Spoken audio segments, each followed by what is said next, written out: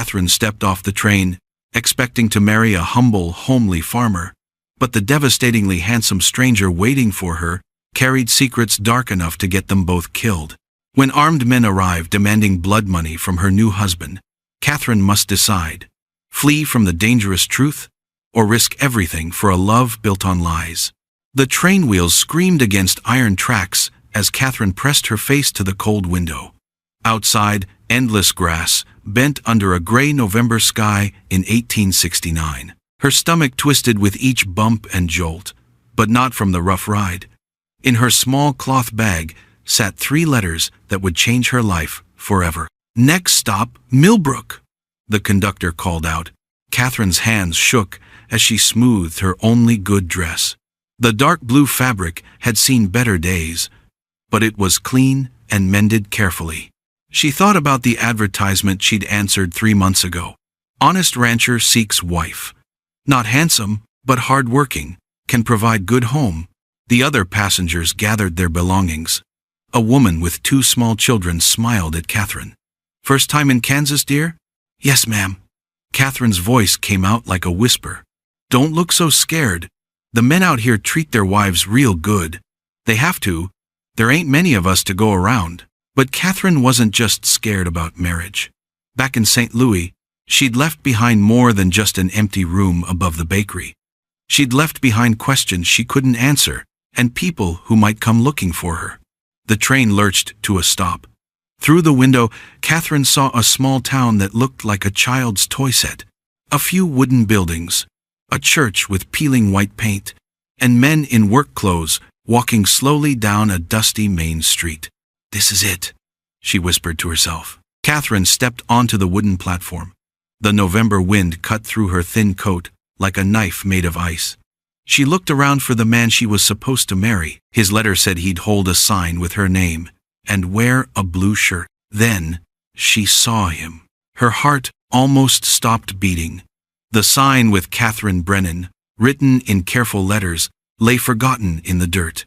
Above it stood the most beautiful man she had ever seen. Tall and strong, with dark hair that caught the weak sunlight. His clothes weren't the rough work pants she expected. Instead, he wore clean, well-made clothes that cost more money than she'd seen in months. This couldn't be right. This man could marry any woman he wanted. Why would he need to send away for a wife? "Miss Brennan?" His voice was smooth and educated, nothing like the simple farmer she'd imagined. Catherine nodded because she couldn't make her voice work. "I'm William Hayes."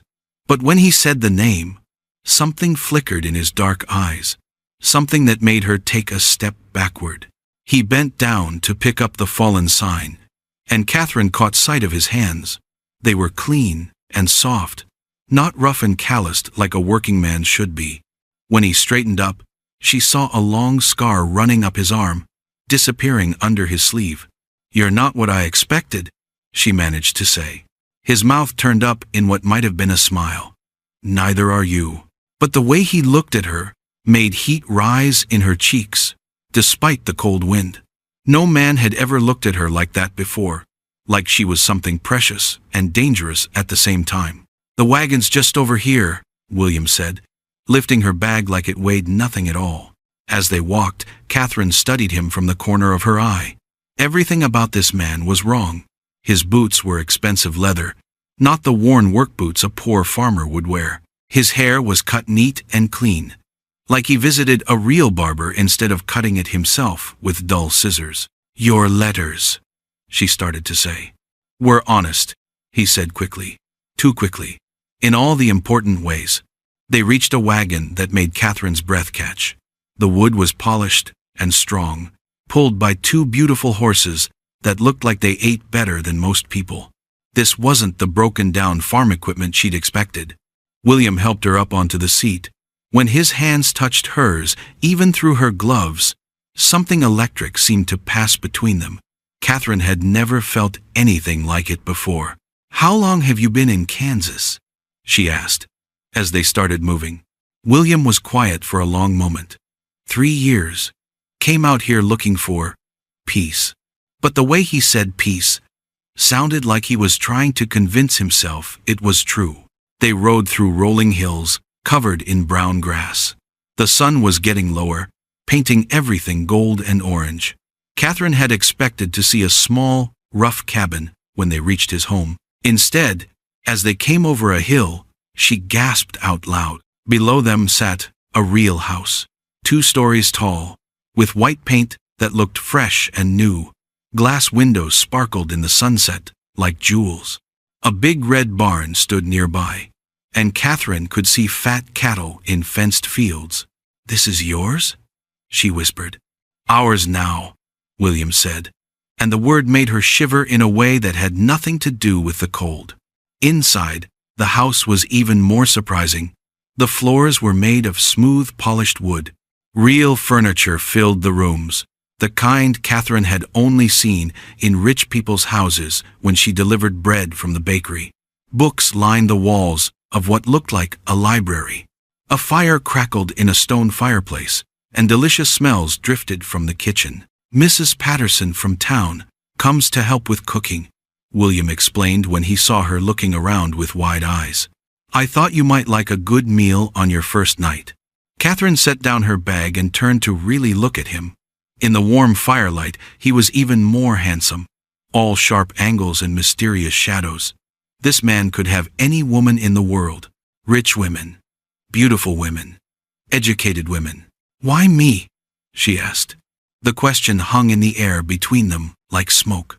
William walked to the window and stood with his back to her. His shoulders were tense. "Because you answered my letter," he said finally. "Because you were brave enough to come here." But Catherine could hear the lie in his voice. She could see it in the way he held himself, like he was ready to run or fight at any second. Before she could ask more questions, the sound of horses coming fast made them both freeze. William's whole body changed. The polite gentleman disappeared, replaced by someone harder and more dangerous. His hand moved toward his hip, where Catherine suddenly noticed he wore a gun. "Stay inside," he ordered, and his voice carried a command that made her obey without thinking. Through the window, Catherine watched 3 men ride up to the house. Even in the growing darkness, she could tell they weren't friendly visitors. They sat on their horses like men who were used to taking whatever they wanted. And the way William walked out to meet them, alert, ready, deadly, made Catherine realize she had married a man with secrets that could get them both killed. Thunder crashed overhead as William's wagon wheels splashed through muddy ruts. Catherine gripped the wooden seat, her knuckles white as lightning split the dark sky. Rain pelted them both, soaking through her wool coat and turning the prairie into a gray blur. "There!" William shouted over the storm, pointing ahead. Catherine's jaw dropped. Rising from the Kansas plains stood not the tiny cabin she expected, but a real house.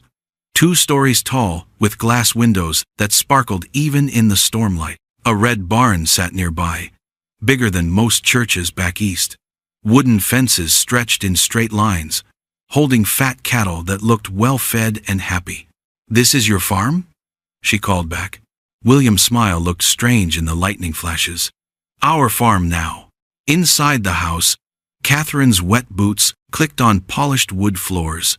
A stone fireplace crackled with warmth. Real furniture filled the rooms, not rough-cut lumber, but store-bought pieces that cost serious money. Books lined shelves in what looked like a gentleman's study.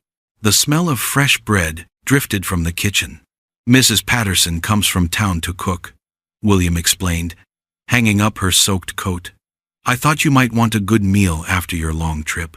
Catherine turned to study him in the firelight. His clothes weren't farmer's work clothes at all. The fabric was too fine, the cut too perfect. His hands, when he took her coat, were clean and soft, not the rough, cracked hands of a man who worked cattle all day. "William, I need to ask you something." He froze, his back to her. "What?" "Your letters said you were poor, that you couldn't offer much." She gestured at the fancy room around them. "This doesn't look poor to me." Before he could answer, horse hooves pounded outside, lots of them moving fast through the mud and rain. William spun around, and Catherine saw something that made her blood turn cold. Fear. Real, bone-deep fear in his gray eyes. "Stay here," he commanded. his voice suddenly hard as iron. "No matter what happens, don't come outside." "William." "What?" But he was already moving, checking a gun she hadn't noticed at his hip. Through the rain-streaked window, Catherine counted 3 riders approaching the house.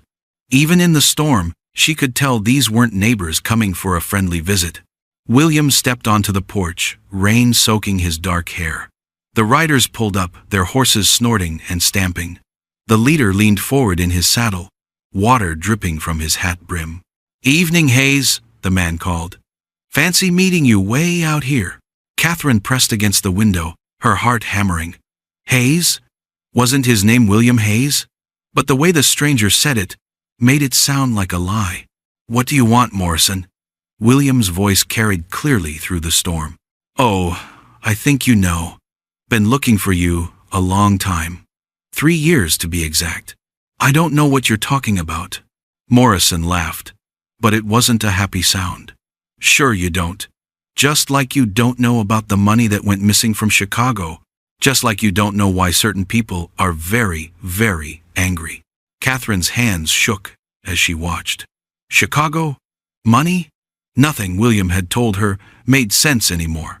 "The lady inside," Morrison continued, and Catherine's blood froze. "She part of your new life? Pretty thing. Be a shame if something happened to her." That's when William's whole body changed. His shoulders squared, his hand moved to his gun, and Catherine realized she'd married a complete stranger. Morrison's horse danced sideways as lightning illuminated the yard. Now, Hayes. No need for unpleasantness. We just want what's ours." William never moved his hand from his gun. "And what would that be?" $50,000, plus 3 years of interest. Call it 75 even. Catherine's legs nearly gave out. $75,000? That was more money than most people saw in a lifetime. What had William done? "I don't have that kind of money," William said. "Funny thing about money, Hayes, it leaves tracks. Nice house you got here. Good cattle. That pretty little wife." Morrison grinned, showing yellow teeth. "Seems like you're doing just fine." Rain drummed harder on the roof.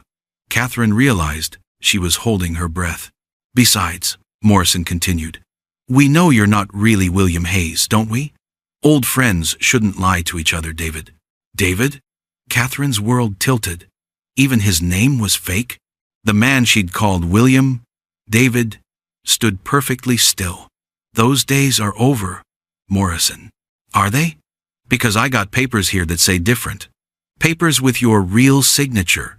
Papers that prove you took money that wasn't yours." One of Morrison's men shifted in his saddle, rain running off his coat. Catherine noticed he had a gun too. So did the third rider. "Course, we could work something out," Morrison said. "You got this nice spread here. Good woman inside. Man could live quiet out here, long as he paid his debts regular like." "What are you suggesting?" $5,000 a year. Every year. Think of it as rent." Catherine watched David's face change. The fear was still there, but now anger mixed with it. "And if I refuse?" Morrison's smile got wider and nastier. "Well, accidents happen. Fires start. Pretty wives take sick. Be a real shame." Thunder boomed overhead. In the lightning flash, Catherine saw David's hand tighten on his gun grip. "You've got 1 week to think about it," Morrison called. "We'll be staying in Millbrook. At the hotel. Friendly-like." The 3 riders turned their horses and rode back into the storm. David stood on the porch until their hoofbeats faded, rain soaking him to the skin. When he came back inside, Catherine was waiting by the fireplace. Water dripped from his hair onto the clean floor. "David," she said quietly. He looked up, surprise and resignation warring in his gray eyes. "You heard." "I heard enough. Who are you really?" David pulled off his wet shirt and reached for a towel. Catherine saw scars on his back, old ones, but deep. Someone had hurt him badly, once upon a time. "My real name is David William Hayes," he said. "I switched them around for the letters. Seemed safer." "Safer from what?" He sat down hard in the chair across from her. 3 years ago, I worked for a construction company in Chicago. Morrison's company. We built warehouses, offices, bridges. Good work. Honest money. Catherine waited. Then I found out Morrison was using cheap materials, cutting corners. Workers were getting hurt, but he didn't care. Said it wasn't his problem if men were clumsy. What did you do? David's smile was bitter. I tried to do the right thing. Took evidence to the police, to the newspapers. Turned out Morrison owned half the cops, and most of the reporters. So you stole the money? Not for me. For the families. When that warehouse collapsed and killed 12 men, their wives and children got nothing. Company said it was their own fault for not being careful. Catherine stared at him. A thief, but not the kind she'd imagined. I took enough to make sure those families could eat, could keep their homes. And Morrison wants it back. Morrison wants me dead. The money's just an excuse. Outside, thunder rolled across the prairie. Catherine looked around the beautiful house, at the man who'd built a new life from stolen money and guilty conscience. What happens now? David met her eyes. Now you decide if you can live with a man who spent 3 years looking over his shoulder. But even as he said it, Catherine wondered if she had any choice, because 3 riders knew exactly where to find them, and winter was coming fast. Catherine's scream split the morning air as she watched 7 riders thunder toward their home like wolves hunting prey. David burst from the barn, his face going white as fresh snow, when he saw who led the pack, a silver-haired man with eyes colder than winter ice. "Get inside now!" David shouted, but Catherine's feet stayed frozen to the ground. She'd never seen such raw fear in his storm-gray eyes before. The riders circled their house like Indians in the stories her grandmother used to tell. Their leader slid down from his horse smooth as silk, his fancy suit looking strange in the Kansas dust. When he smiled, Catherine's stomach twisted into knots.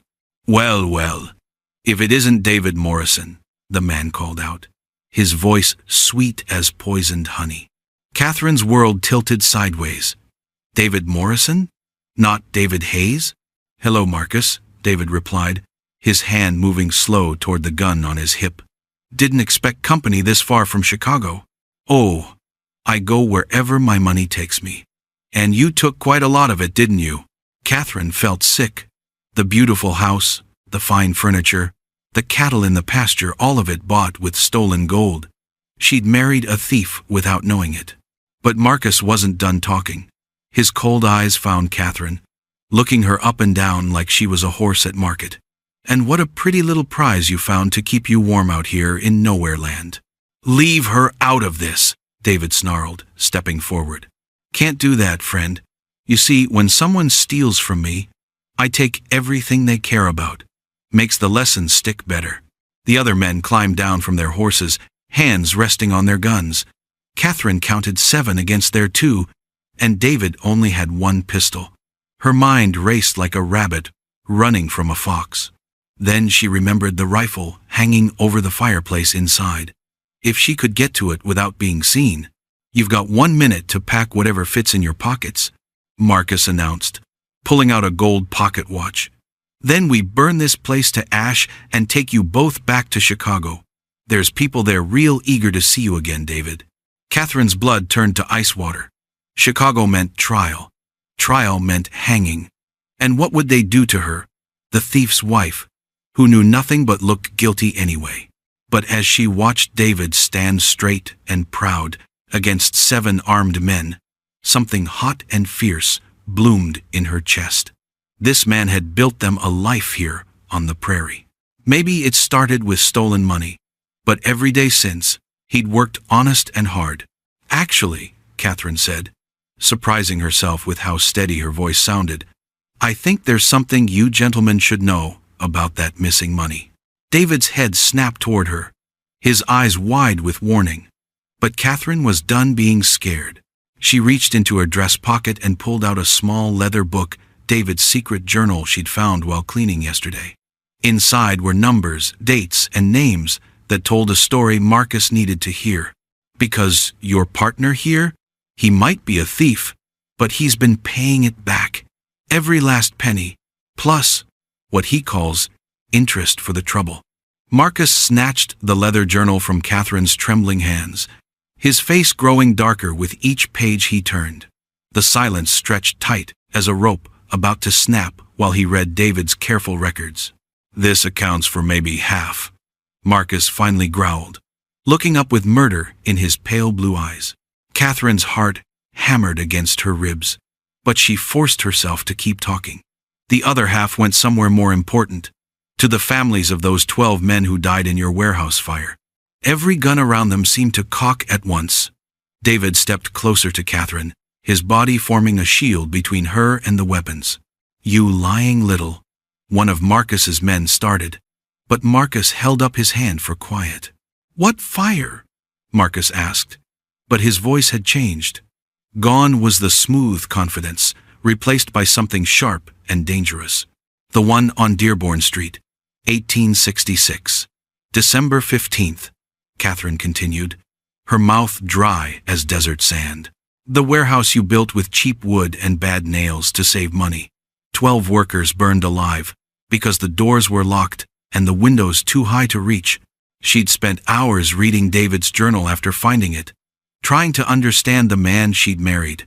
The fire had haunted him for 3 years, not because he'd caused it, but because he'd trusted the wrong partner, and good men had died for it.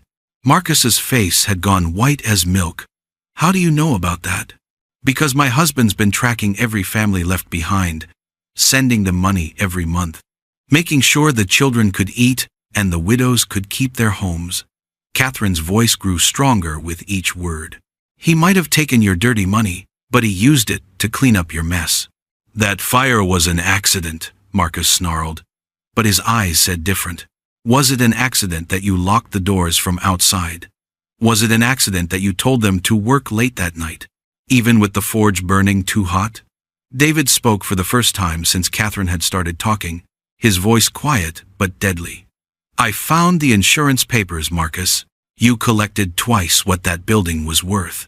The temperature seemed to drop 10 degrees. Catherine watched Marcus's men exchange glances. They might be killers, but they weren't expecting to learn their boss had murdered innocent workers for money. "Even if that's true," Marcus said, his voice shaking with rage, "you still stole from me, and thieves hang." "So do murderers," Catherine shot back. "And I'm betting the Chicago police would love to know what really happened that December night." Marcus pulled his gun so fast, Catherine barely saw it move. But instead of pointing it at David, he aimed it straight at her heart.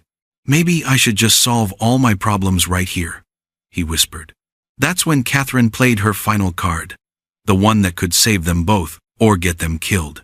"I wouldn't do that if I were you," she said, her voice steady despite the gun barrel staring at her. "Because I'm not really Catherine Brennan. I'm Catherine Mackenzie. And my first husband is going to be very angry if something happens to me." The name hit Marcus like a physical blow. His gun hand wavered, and Catherine saw fear flicker across his face for the first time. "You're Jonathan Mackenzie's wife?" Catherine nodded, praying he wouldn't ask too many questions about Jonathan's current situation in federal prison. "The same Jonathan Mackenzie who owns half the river trade in Missouri? The one who makes people disappear when they cross him?" "The very same," Catherine lied smoothly. "And he's been looking for me ever since I left Chicago." Imagine his surprise when he finds out who's been threatening his beloved wife. The morning sun painted golden stripes across the kitchen floor as Catherine discovered the hidden compartment behind the flour barrel. Her fingers trembled as she pulled out stack after stack of money, more cash than she'd ever seen in her life. David's boots echoed on the porch steps, returning from his morning chores, and she quickly shoved everything back into place. "Find what you were looking for?" His voice made her jump like a startled cat. Catherine spun around, flour dusting her apron. "Just checking our supplies." But David's gray eyes saw too much. He always saw too much. He moved closer, and she caught that familiar scent of leather and soap that made her heart race despite everything. "Catherine." His voice was gentle but firm. "We need to talk." They sat at the wooden table where they'd shared breakfast just an hour ago, everything feeling different now. David poured coffee with steady hands, though she noticed the slight tremor in his jaw. "The money belongs to the families of the men who died," he said quietly. "I've been saving it for 3 years, adding to it each month. Next week, I plan to ride to Chicago and deliver it personally." "Next week?" Catherine's cup rattled against its saucer. "But Marcus and his men will be waiting for me." "I know." David reached across the table, covering her hand with his. "That's why I need you to leave. Tonight. Take the wagon and go to your sister in Missouri." "I don't have a sister in Missouri." "You do now. I've arranged everything: papers, a new name, enough money to start fresh." His thumb traced across her knuckles. "You'll be safe there." Catherine pulled her hand away, anger flaring in her chest like a struck match. "So your plan is to get yourself killed and leave me alone again?" "My plan is to finally do the right thing." "The right thing?" She stood so fast her chair scraped against the floor. "David, those men will shoot you the moment you step off the train." "Maybe. Or maybe they'll listen when I explain about the families, about making things right." Catherine wanted to shake him. This man who'd faced down 7 armed riders was willing to walk into certain death because of guilt that wasn't even entirely his fault. The warehouse fire had been Marcus's doing, his cheap materials and ignored safety warnings. "There has to be another way," she whispered. David stood and pulled her into his arms, holding her so tight she could feel his heart beating against her chest. "Sometimes there isn't another way. Sometimes you just have to face what you've done and accept the consequences." But as Catherine breathed in his familiar scent and felt the strength of his arms around her, an idea began forming in her mind. A dangerous, probably foolish idea that might get them both killed, or might save them both. "What if," she said slowly, "we didn't give them what they expect?" David pulled back to look at her, and Catherine saw something flicker in his eyes: hope, maybe, or the beginning of trust in her ability to surprise him. Outside, storm clouds gathered on the horizon, and Catherine wondered if they were a warning or a promise. 2 weeks later, Catherine stood in the Chicago train station, wearing her finest dress and carrying a leather satchel that contained their future. The November air bit at her cheeks, and she could see her breath in small puffs as she waited on the platform. Around her, people hurried past: businessmen with important faces, mothers clutching children's hands, porters wheeling luggage on squeaky carts. David emerged from the crowd looking nothing like the rancher she'd married. Clean-shaven, wearing a proper suit, he could have been any successful businessman traveling on important matters. Only Catherine could see the tension in his shoulders, the way his eyes constantly scanned for threats. "Any sign of them?" she asked quietly. "Marcus is here." Third car from the front, watching the station entrance. David took her arm like any gentleman helping his wife. His men are spread through the crowd. They walk slowly toward the station's main hall, playing their parts perfectly. To anyone watching, they were simply a well-dressed couple conducting business in the city. The satchel Catherine carried looked expensive but unremarkable, certainly not like something containing enough money to end a 3-year manhunt. "Mrs. Hayes?" A man in a railroad uniform approached them. "Your private car is ready." Catherine smiled graciously. "Thank you so much." The private car had been David's idea, a way to control the meeting, to have witnesses, to make everything official and legal. Inside, 3 men waited: a federal marshal, a bank president, and a reporter from the Chicago Tribune. Marcus arrived 10 minutes later, flanked by 2 of his men. Catherine watched his face change as he realized this wasn't the simple exchange of money he'd expected. "Gentlemen," David said calmly, "thank you for coming. I believe you all know Marcus Sullivan, formerly of Sullivan Construction." The bank president consulted his papers. "Mr. Sullivan, we've been very interested in discussing your company's insurance claims from 1866, specifically the warehouse fire that killed 12 workers." Marcus's face went white as winter snow. "I don't know what." "We have documentation," Catherine said smoothly, opening the satchel. But instead of money, she pulled out folders thick with papers. bills of sale for substandard materials, safety inspection reports that were ignored, payoffs to building inspectors. The reporter's pencil flew across his notepad. The marshal leaned forward with interest, and Marcus looked like a man watching his world collapse. You see, David continued, when I took that money 3 years ago, it wasn't theft, it was evidence gathering. And now, with the help of my wife's connections and some very thorough investigation, we're prepared to present a complete picture of what really happened. Catherine felt a thrill of pride at his words. They'd spent 2 weeks preparing, using her knowledge of financial records and his understanding of construction to build an unshakable case. More importantly, they'd worked as true partners for the first time. The families of the workers who died will receive full compensation, the bank president announced. Not from stolen money, but from Mr. Sullivan's seized assets and insurance settlements. Marcus started to speak, but the marshal was already reaching for his handcuffs. As the train pulled away from Chicago an hour later, Catherine and David sat side by side watching the city disappear behind them. They were going home to Kansas, to their life together, but everything had changed. No more running, David said quietly. No more hiding, Catherine agreed. She thought about the woman who'd stepped off the train in Millbrook 6 months ago, desperate, frightened, clinging to secrets that felt like chains. That woman was gone. In her place sat Catherine Hayes, partner in both love and justice, ready to build a future worth fighting for. Sometimes the only way to find yourself is to stop pretending to be someone else. And sometimes the greatest adventure begins when you finally have the courage to stand still and fight for what matters. The prairie stretched ahead of them, golden and endless. Full of possibilities they were finally brave enough to embrace together.